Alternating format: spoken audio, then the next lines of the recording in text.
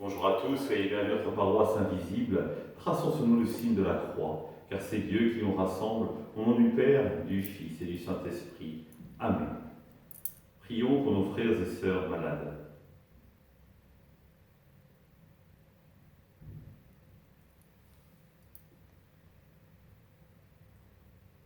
Prions pour les soignants et tous ceux qui œuvrent pour le bien commun.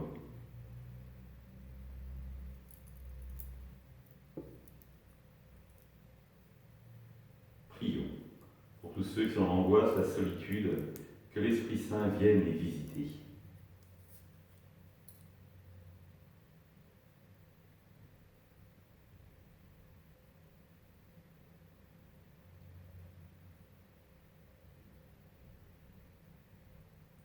Pour manifester notre communion, je vais maintenant allumer cette bougie au cierge pascal.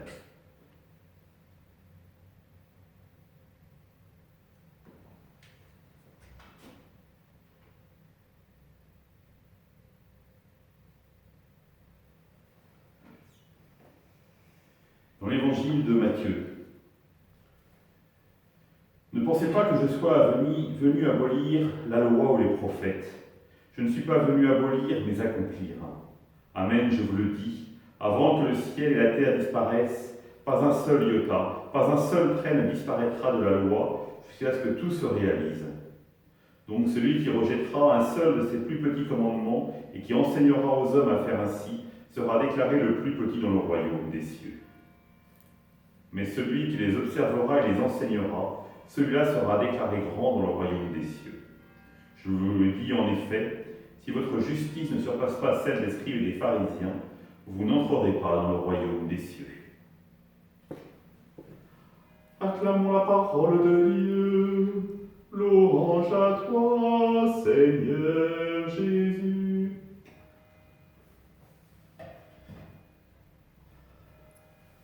Frères et sœurs, la déclaration de Jésus est claire, je dirais même limpide,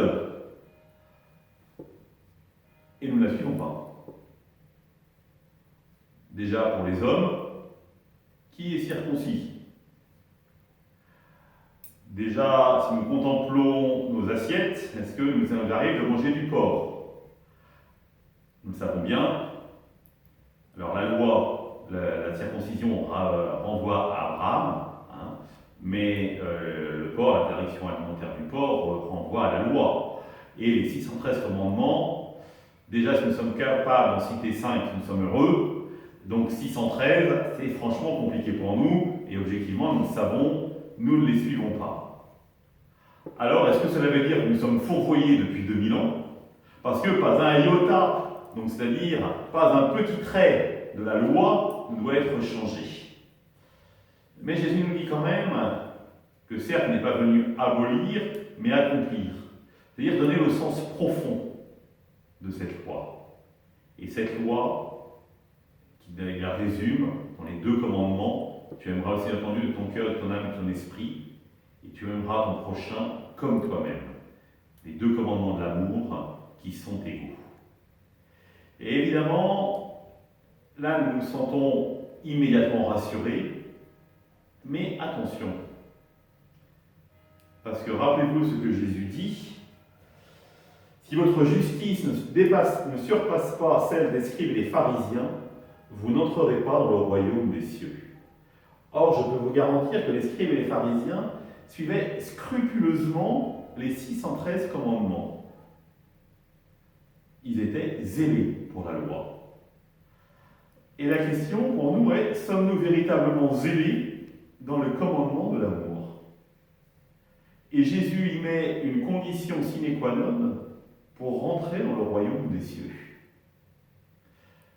Et évidemment, ça donne le vertige, parce que nous savons, et si nous ne le reconnaissons pas, c'est qu'il y a un problème quand même, à mon avis, chez nous, c'est que nous avons des difficultés à aimer en vérité.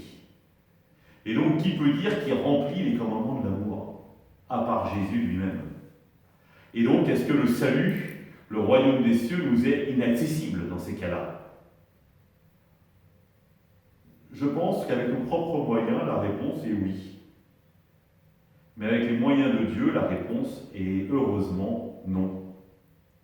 Et il faut nous contenter, et il faut finalement accepter de se dire seul Jésus est capable de répondre pleinement à cet amour, dans cette relation qu'il a avec son Père, dans la relation qu'il a avec nous. Lui seul, par son zèle, par son amour, est capable d'aller au-delà de la loi.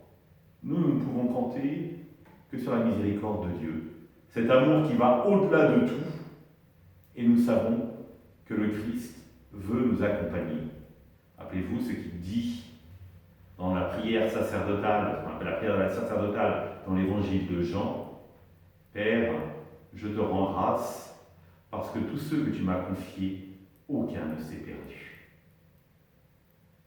Et le jour de notre baptême, nous avons été confiés à Dieu. Nous avons été confiés au Christ pour qu'il nous accompagne, nous aide à cheminer tout au long de notre vie. Et évidemment, un des moyens pour le chrétien de cheminer avec le Christ, de vivre ce royaume de Dieu qu'il nous propose, c'est l'Eucharistie, bien sûr, où le Christ se donne pleinement et manifeste son amour à nous chaque dimanche. Alors rendons grâce à Dieu, non pas pour nos incapacités à aimer, mais parce qu'il nous aime au-delà de toute mesure et qu'il réalise, il accomplit pleinement la loi en nous proposant son alliance. À nous de décider d'y répondre. Ensemble, nous prions. Notre Père, qui es aux cieux, que ton nom soit sanctifié, que ton règne vienne, que ta volonté soit faite sur la terre comme au ciel. Donne-nous aujourd'hui notre pain de ce jour. Pardonne-nous nos offenses, comme nous pardonnons aussi à ceux qui nous ont offensés. Ne nous laisse pas entrer en tentation, mais délivre-nous du mal. Amen. Que le Seigneur nous bénisse, qu'il nous accompagne notre journée, nous garde dans la paix. Au nom du Père, du Fils et du Saint-Esprit.